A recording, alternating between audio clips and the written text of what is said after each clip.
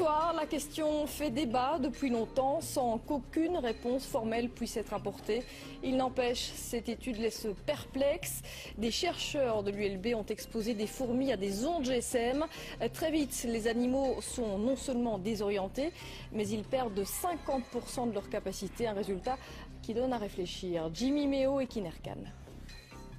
L'expérience peut être réalisée très rapidement. Poser un téléphone portable au milieu d'une société de fourmis et déjà instantanément, les premiers effets sont visibles.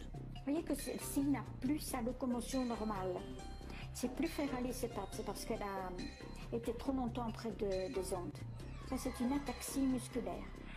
Le premier système touché est le système nerveux. Mais le système nerveux il dirige tout. Il dirige la locomotion, il dirige la perception des signaux émis par les autres, il dirige le comportement, etc. Donc tout est affecté. Les capacités d'apprentissage des fourmis exposées aux générateurs d'ondes sont affectées de 50% par rapport à la normale. Et même avec une période de récupération, elles ne retrouvent que 60% de leur capacité de mémorisation.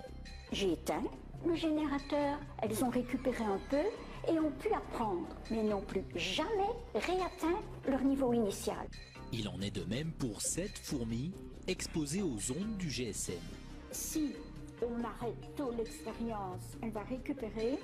Si on continue, elle va mourir. Les dangers pour l'homme sont aussi à prendre au sérieux.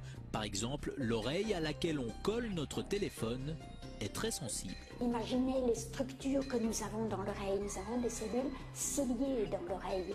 Déjà dans l'oreille moyenne, la trompe de Eustache, mais après, pour l'équilibre, pour le son, ce sont des cellules terriblement fragiles. Les conseils, éloignez votre appareil, pas d'utilisation pendant trop longtemps. Et contre les insectes nuisibles, un petit générateur d'ondes pourrait ainsi faire office d'insecticide.